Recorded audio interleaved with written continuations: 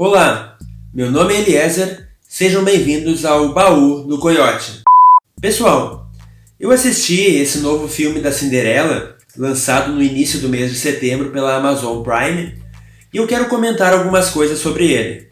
Antes, eu devo advertir que esse vídeo tem opinião e também tem spoilers. Portanto, se você ainda não viu o filme, eu sugiro que primeiro vá assistir e depois volte aqui. Ou, se você já assistiu ou então não quer perder seu tempo, fique aqui com a gente.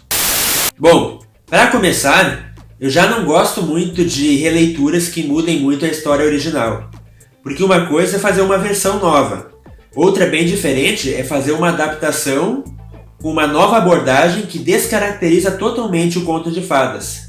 E essa produção da Amazon Prime faz isso o tempo todo.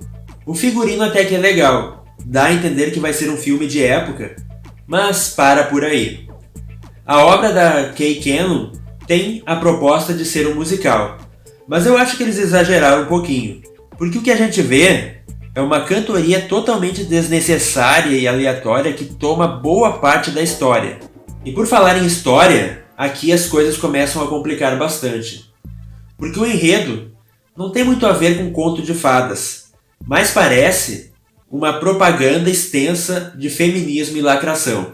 A família da Cinderela, que aqui é chamada simplesmente de Ela, mantém os personagens originais. A madrasta, as duas irmãs feias e a própria protagonista, que é amiga de 3 ratinhos. Cinderela sonha em ser uma empreendedora, uma estilista ou uma costureira famosa, algo do tipo. O príncipe? Bom, o príncipe ele é um verdadeiro bundão. O que não me surpreende, porque dá para notar que desde o começo do filme, a ideia é justamente destruir a imagem masculina.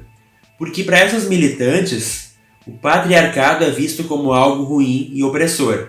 O rapaz é o primeiro na linha de sucessão ao trono, mas age como um adolescente rebelde que não sabe o que quer, se recusa a assumir as responsabilidades e os protocolos que o futuro governante deve seguir, e ainda vê o pai, o rei, como um homem severo demais, que só se preocupa com a própria reputação.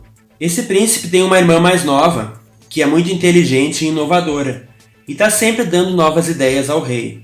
A mensagem aqui não é nada sutil, dando a entender que mulheres têm mais capacidade de governar do que os homens, além de serem mais inteligentes e responsáveis. Mais uma vez, é uma crença do feminismo, que no futuro as mulheres vão mandar e os homens vão obedecer. Mas, quem é cristão consegue ver aqui uma tentativa de desconstrução do projeto de Deus para o homem. A imagem do homem como um ser justo, protetor e provedor é constantemente atacada dentro do feminismo. Mas voltando, o príncipe então sai disfarçado pelas ruas da cidade e acaba encontrando a Cinderela tentando vender um vestido no meio da praça. Os dois conversam e ele descobre que ela despreza tanto o príncipe mimado quanto o famoso baile, que diferente da história original, aqui ela não quer ir. E então ele quase implora para que ela vá. Acontece que ela acaba brigando com a madrasta e a madrasta sabota a ida dela ao baile sujando o vestido que ela criou. E é aí que entra em cena a fada madrinha. Ou melhor, o fado madrinho.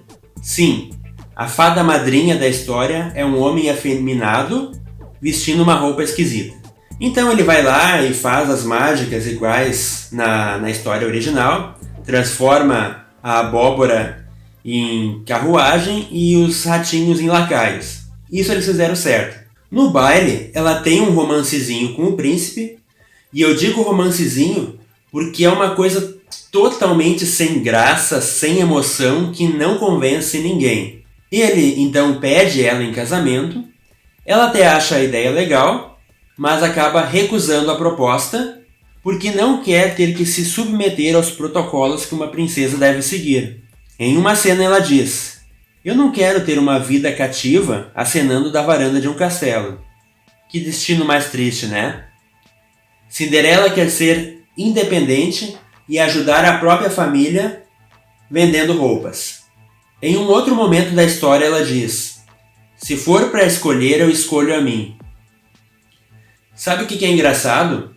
Ela não quer se submeter às regras de um casamento real, mas está disposta a trabalhar para uma rainha chata que nem tinha contratado ela e já tratava ela como se fosse uma empregada de chão de fábrica, quase cometendo o famoso assédio moral. São as incoerências de sempre do feminismo. E por falar em incoerência, eu não sei se vocês sabem, mas a Camila Cabello, a atriz que faz o papel de Cinderela, teve que emagrecer vários quilos para conseguir gravar esse filme. Ora, se é para quebrar padrões e tradições, por que então não pode ter uma Cinderela gorda? É verdade. Mas então como a história se resolve?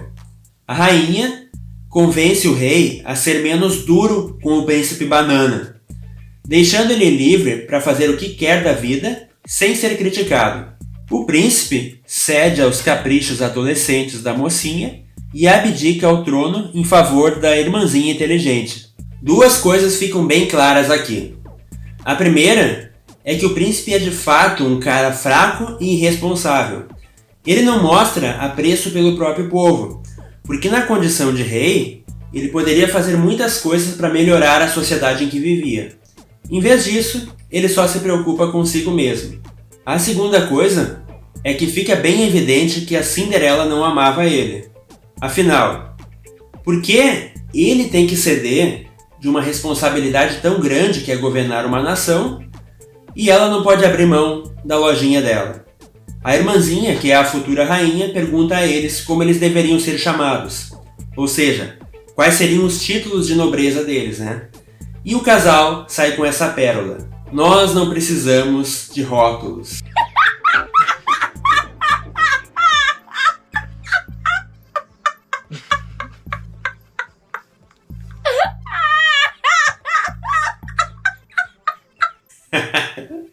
Aqui eu ri alto, sério, pra mim foi a parte mais engraçada do filme. O rei e a rainha então perguntam quando que eles vão casar. Aí eu pensei, bom, pelo menos então eles vão casar no final e vão ter uma vida anônima. Não, eles respondem que não vão casar. Em vez disso, eles vão viajar pelo mundo. E logo em seguida sai todo mundo dançando e fazendo coreografia.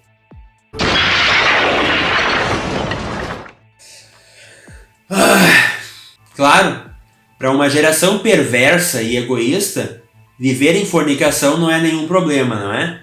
A melhor parte, se é que tem alguma parte boa nesse filme, são os ratinhos amigos da Cinderela.